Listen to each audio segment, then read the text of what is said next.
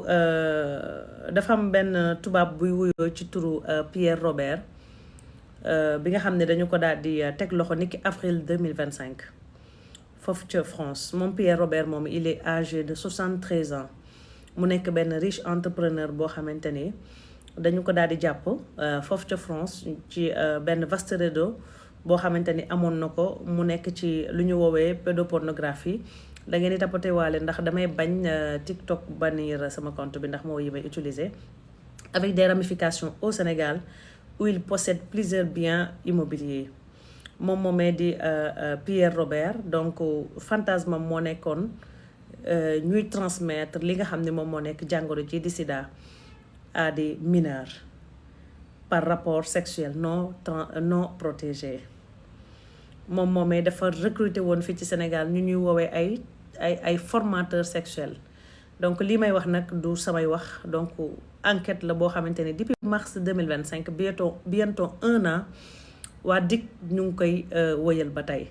donc toujours dama leen di wax ne leen suñu justice sénégalaise suñu gendarmerie suñu police suñu DIC suñu brigade de recherche ak yi ni men dañu xarañ loolu ci enquête te duñ ci yàqamte dara mën nañ ko jël 1 an 2 ans 3 ans moo tax chaque fois dossier Nabou Leye dama naa leen def leen ci nànk parce que enquêteurs yi dinañ ci ñëw dossier Kocc dama naa leen def leen nànk dinañ ci ñëw te buñ ci ñëw amatul lay dañ ciy teg lu leer naññ donc jàpp leen ni pendant 1 an presque waa DIC ñu ngi enquête ci lu ñuy woowee dossier Pierre Robert mi nga xam ne ñu ngi ko teg loxo foofu ca France nga xam ne dañu daal di ibbi woon benn commission rogatoire ngir nag am ay leeral ndax Pierre moom bi ñu ko tegee loxo ci France dañu gis ni ci téléphone am dañ fa fekk ay vidéo yoo xamante ni pédopornographie la bu lu ñu naan pédopornographie muy pornographie mais pornographie su fekkee ci ay nu mu tuddati ay majeur donc ñooñu du grave mais li ci gën a grave mooy ñi ñu fekk pornographie yooyu ci téléphone am ay mineur lañ ñoo ci ëpp maanaam buñ dee 90 yi 95 yëpp ay mineur lañ donc loolu moo waral ñu teg Pierre moom bu ñu tegee Pierre comme dafa amoon commission rogatoire te mbir yi dafa amoon ramification au Sénégal te Pierre ñu ngi ko jàppee France ci lañ jox dossier bi DIC di ci enquête donc ba tey DIC di ci enquête ba vendredi muy démb ci lañ leen yóbboon foofu ca parquet donc ñu jàpp ci lu toll ci 14 personnes donc 14 personnes yooyu ñu teg loxo ñoom ñooñee ñu nga fekk ay vidéo pédopornographie ci téléphone Robert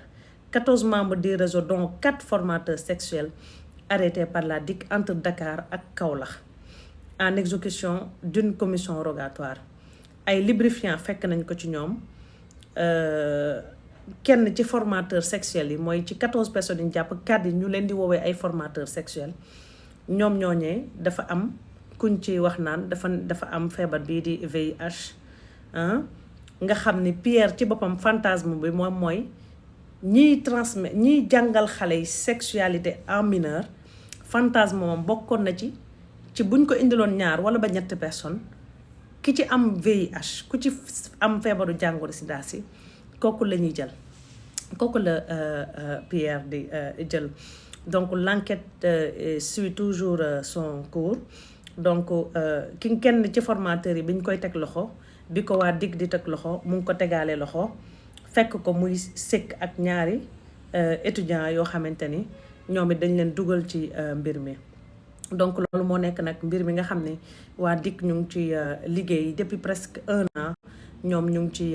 def li nga xam ne moom moo nekk enquête ba cette fois-ci ñu indil ñu ci li nga xam ne moom moo nekk lu gën a leer niki démb nag ci vendredi bi ñoom ñooñee yóbbu woon nañ leen ca kanamu ca tribunal donc bi ñu leen yóbbee ca tribunal donc ñoom ñooñee dafa mel ni lundi lañ leen di taxawalaat ca kanamu yoon mu ngi noonu dossier baa ngi noonu boobu ba tey depuis si suba ba tey nit ñu ngi ciy waxtaanee muy l'affaire de Pierre Robert donc sa photo laa leen di bëgg a wan ni photo Pierre Robert dévoilée par li nga xam ne moom moo nekk site bi di Seneweb donc photo mu ngi nii muy Pierre Robert donc gis ngeen photo mu ngi nii âgé de 73 ans mu mel ne nag moom Pierre Robert daal nañu koy teg loxo jamono ji mu ngi ca kaso bi pour ñuy laajte Pierre Robert jamono ji mu ngi ca kaso ba foofu ca France. Donc jamono ji enquête bi nga xam ni daal na koy am mu ngi daal di permettre ñu daal di koy teg loxo. mu mel nag 14 personnes yi nga xam ne teg nañ leen loxo ci dans l'affaire Pierre am nañ retour de parquet lundi incha allah lañ leen di présenté waat li di doyen des juges d'instruction ngir ñu mën a xool lan moo nekk ci information judiciaire bu ñu tijji ci mbir moomee. Donc mu nekk mbir mu grave boo xamante ni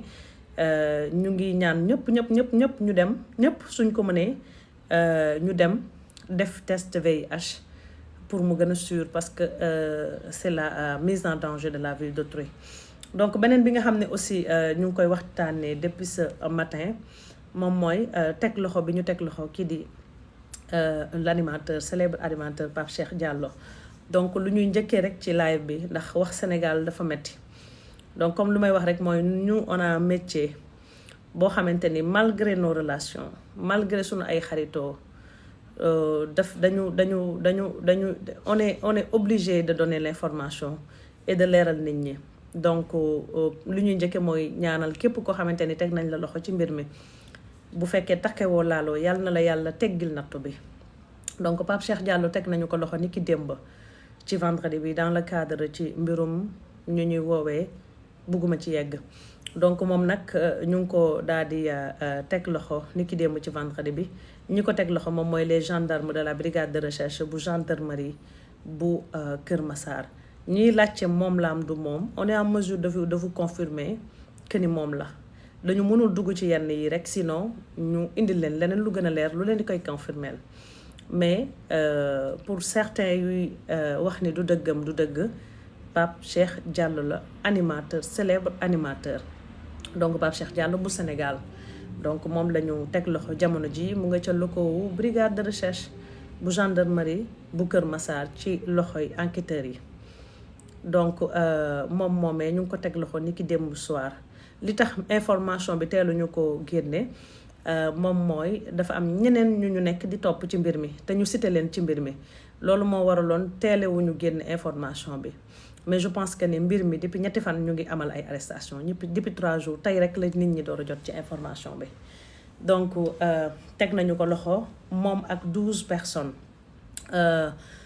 ci mbir mi dont 7 yi dañoo am li ñuy woowee jàngoro ji ma leen doon wax léegi que j'appelle à tout le monde mu dem defi test idem moi idem tout le monde sida ndax affaire yi dafa propagé wu.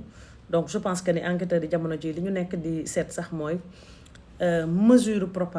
propagé feebar bi te Sénégal gis ngeen ni aussi xeexoon nañ ci xeex bu am solo ba yëf yi wàññeeku. Donc ñoom ñooñee ñu ngi leen di toppee lii di association de malfaiteurs. Photo yi je pense que gis ngeen ko léegi les photos divulgué naa ko léegi ci sama page moo nekk nii 12 personnes yi ñu teg loxo ci mbir mi photo yi ñoo nekk nii. Donc ñu ngi leen di toppee lii di association de malfaiteurs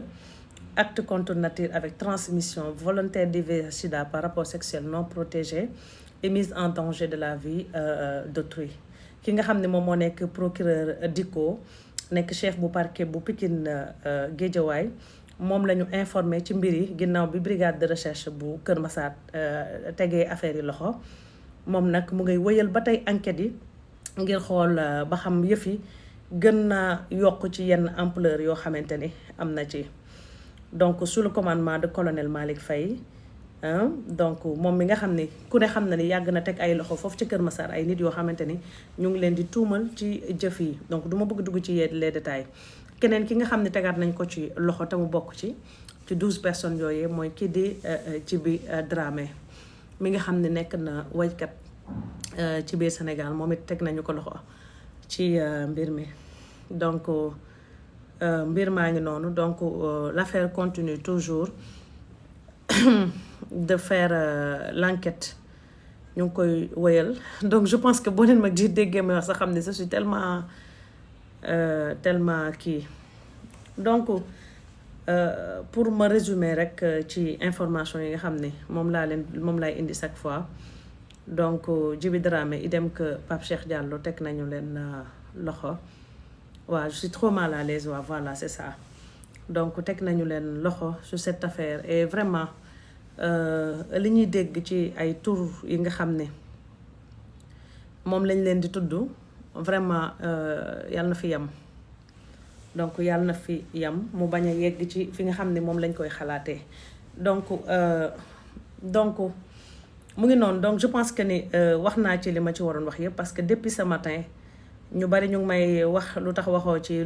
ci moi je protège personne j'ai un métier boo xamante ni ñëpp dañuy égal ci man à ce métier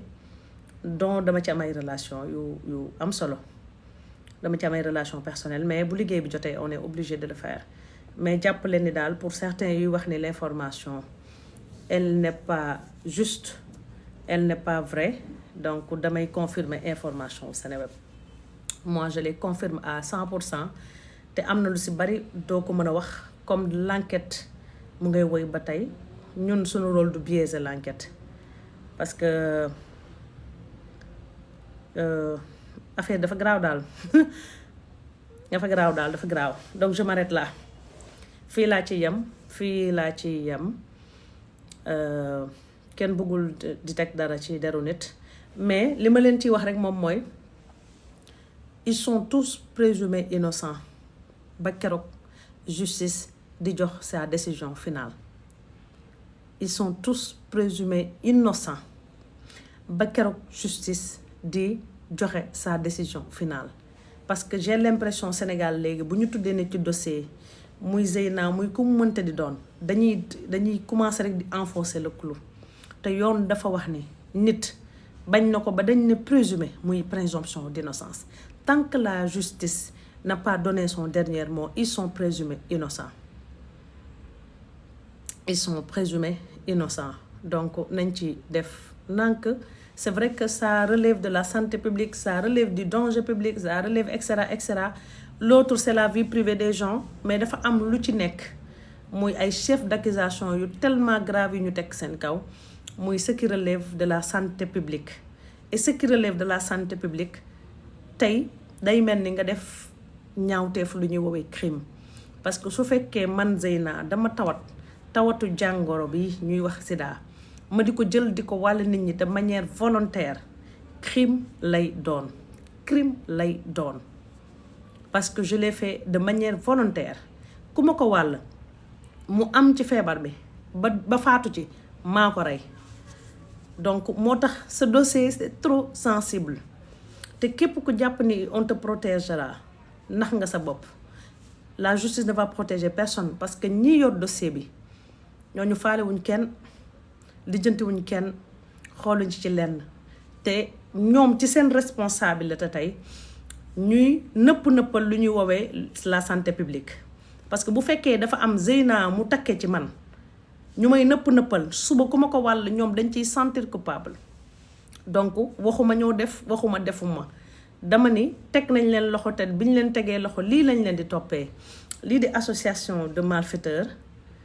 yaa ngi dégg acte contre nature yaa ngi dégg mise en danger de la vie d'autrui mu nekk ay chef d'accusation yoo xamante ni bari na te benn bu ci nekk bu ma dugaloon juriste fii léegi dina la wax benn bu ci nekk la yoon war a mën a teg ci daan muy acte contre nature avec transmission volontaire acte contre nature benn daan la transmission volontaire du VIH/SIDA par rapport sexuel non protégé beneen daan la mise en danger de la vie d'autrui beneen daan la ak association de malfaiteurs donc mu nekk daan yu baree bari yoo xamante ne mu ngi ci donc nag di leen wax ni ñu def ci nànk rek te bàyyi yoon mu woyal liggéeyam ndax ñu ngi ñuy am na yuñ ci jot mais dañ ciy tey ba justice addu ci bu ci justice addoo ñun su boobaa bu ñëwee fii dinañ leen ci addu donc yéen ñiy laajte je suis en mesure de vous confirmer que c'est bel et bien Pape Cheikh Diallo donc damay résumer par rapport ak ñiy door a ñëw ñi nga xam ne raw na leen dinaa defaat beneen vidéo pour ma ñëw ci mbirum Pierre Robert mi nga xam ne moom dañu daal di teg loxo 14 personnes donc 4 yi nga xam ne ñu ngi leen di woowee entre guillemets des formateurs sexuels ginnaaw nag bi ñu daal di leen di toppee li di transmission du VIH à des mineurs acte contre nature proxénétisme en bande organisée ak li nga xam ne moom moo nekk pédophilie en bande organisée ci ginnaaw bi dikk daal di tegee loxo ci 14 personnes yoo xamante ne ñu ngi leen tegee loxo entre Dakar ak Kaolack dans l'affaire Pierre Robert mi nga xam ne moom it tegoon nañ ko loxo ni ki mars 2025 foofu ca France. Pierre, je suis en mesure de vous confirmer que Pape Cheikh dañ ko teg loxo pour ñuy laajte en fait vraiment Pape Cheikh man bu faral di am Pape Cheikh laay faral sama nit la voilà mais c'est une information elle est réelle donc am na loo xamante ni duñ ko teg ci kaw nit sans nga am ci clair sans nga am ci lu leer voilà ñun ñëpp on a mal vous ne savez pas que ñun vous pensez que ñun amuñu on n'a pas mal on a mal aussi nous aussi on a mal de xoolal sama gerefaat bi ma teg tey maa ngi mel ni dof mais c'est la réalité c'est la triste réalité dañu ko teg loxo lii lañ teg ci kawam ay présumé chef d'accusation yi lañ teg ci kawam léegi nag c'est à la justice mu setal ko wala mu taxal ko et Djiby Dramé aussi Djiby Dramé dañ ko teg loxo mais bi ñu fuyee téléphone dañu gis foofu ay vidéo c'est la triste réalité nii may wax ak yéen noonu lay wax ak ñii may tudd nii mais c'est la triste réalité dañ leen teg loxo donc la photo gendarmerie nationale moo ko publié photo yi gendarmerie xaaral ma woon leen comme wóoloo bu leen wóolu d'accord naa bu leen wóoluti kenn vous avez raison gendarmerie nationale du Sénégal seen page bii nga xam ne moo nekk seen page officielle moo publié photo yi mu ngi nii dem leen ci page Facebook gendarmerie nationale c'est la gendarmerie nationale qui a publié les photos mu ngi nii les 12 personnes arrêtées sont là gis nga li ñu arrêté ak ñoom sont là des lubrifiants des trucs mu ngi nii voilà association de malfaiteurs acte contre nature avec transmission volontaire du VIH/SIDA et mise en danger de la vie d'autrui. La brigade de recherche de Keur Massar ñoo confirmé la brigade de recherche de Keur Massar a interpellé 12 individus tous de nationalité sénégalaise pour association de malfaiteurs acte contre nature transmission volontaire du VIH/SIDA par rapport sexuel non protégé et mise en danger de la vie d'autrui mooy li ma leen di wax léegi. En effet, suite à l'exploitation d'un renseignement faisant état des agissements d'un individu séropositif qui continuait à s'adonner à des actes contre nature, les éléments de la brigade de recherche de Keur Massar ont mené des investigations qui ont abouti à l'interpellation du mis en cause le 4 février. tey la ban date le 4 février xam nga wax naa leen léegi man liiraguma woon lii de liiraguma ko woon waxoon naa ne léegi depuis ñetti fan ñu ngi procédé ay arrestation tey lay door a siiw ce matin comme xam nga man yëg naa ko depuis ce matin mais damaa bind détails rek damaa bind sujet complet rek binduma détails te dama bind sama statut ñi may seetaan fii te di ma seetaan statut yor sama numéro bind naa ne xale yi moytu leen je pense que les gens sont ensorcelés lii laa bind statut mu ngi nii c'était à 10h boobu Seneweb bindagul woon information bi mais man je pouvais pas écrire je pouvais pas dire ça mu ngi nii dama leen koy wan lii du 10h11 lii du 10h11 lii 10h11 ci suba ay xale yi moytu leen les gens sont ensorcelés je pense lii 10h11 la mais man aw ma woon fit di ñëw di wax ci lii di joxe ay tur dama ni patt di xaar ba ñeneen joxe ay tur kenn bañ na ci Zeyna moom moo joxe exclusivité bi mu ngi nii la gendarmerie nationale moo dugal photo yi bind lii nee na en effet soumis à un test de dépistage de sida sur la réquisition à personne qualifiée le certificat médical délivré par le médecin atteste que l'homme en question était porteur du VIH. Gendarmerie nationale sunu gendarmerie nationale moo ko wax. Interrogé, il a confirmé être conscient de son statut et a avoué avoir sciemment contaminé une dizaine de personnes contactées notamment à travers des groupes de WhatsApp. C'est la gendarmerie nationale lii la ñuy woowee source officielle waaye ji ñu njëkk a jàpp ci affaire bi ñu ngi ko jàpp le 4 février bi ñu ko jàppee le 4 février ñu defal ko test ñu confirmer dafa am feebar bi ñu laaj ko moom mu ne xamoon na ni am na feebar bi te daf ko daal di wàll ay personnes de manière volontaire à une dizaine de personnes bi ñu ko jàppee kooku ba pare mu tudd ay tur 2 autres de ses partenaires interpellés le même jour ont également déclaré à leur tour être au courant de leur statut mooy maanaam xam nañ ne dañu feebar séropositif mais on continuait à entretenir des relations sexuelles non protégées avec d'autres partenaires tous des hommes lii gendarmerie nationale la quand même c'est là dem leen ci page gendarmerie nationale ngeen capture ko mu ngi nii je vous dama leen di yóbbu leen ngeen dem foofu ça c'est la page de la gendarmerie nationale ñoo bind lii man ñii lay woowee source officielle ñii bu Sénégal doon wax fii ba suba du ma gëm mais ñii ñooy sama source officielle. La poursuite des investigations ont permis à l'interpellation de 5 autres individus le 5 février et 4 autres le 6 février, portant ainsi le nombre total de personnes interpellées, dont 12. À l'issue des tests de dépistage effectués, il ressort que sur les 12 personnes interpellées, 6 sont déclarées séropositives. 2 sont en attente de confirmation médicale. Moi, am na 6 yu ñu confirmé, ñaar ñu ngay xaar seen résultat wu test. Tandis que 4 autres sont déclarés séropositifs, séronégatifs. La gendarmerie nationale poursuit activement l'enquête en vue de démanteler l'ensemble du réseau et de situer toutes les responsabilités. Donc, wax ji farankulaay na. Voilà, farankulaay na. Donc, on suit l'enquête avec la gendarmerie nationale. Donc, la gendarmerie nationale, su defaatee poste dinañ ci ñëw. Donc, ñu ngi ñaanal ñëpp ñu ngi ci teg loxo. Yal na yàlla fëgg seen bopp. te bu dee dañoo set yal na leen yàlla setal bu dee dañoo def aussi yal na yàlla setal yal na yàlla leeral ndax wax naa leen ko sànq nee naa leen le dossier est hyper sensible parce que yàgg nañ fi jàpp ay nit yoo xamante ne ay actes contre nature lañ c'est leur vie mais bii ça relève du danger public et ça relève de la santé publique muy mise en danger de la vie d'autrui muy képp koo xamante ne dangaa yor doomu jàngoro juy wàlle te mu leer ni ne doomu jàngoro jooj mën na rey nit te nga di ko wàll nit ñi de manière volontaire loolu crime la tudd voilà donc maa ngi leen sant di leen gërëm yéen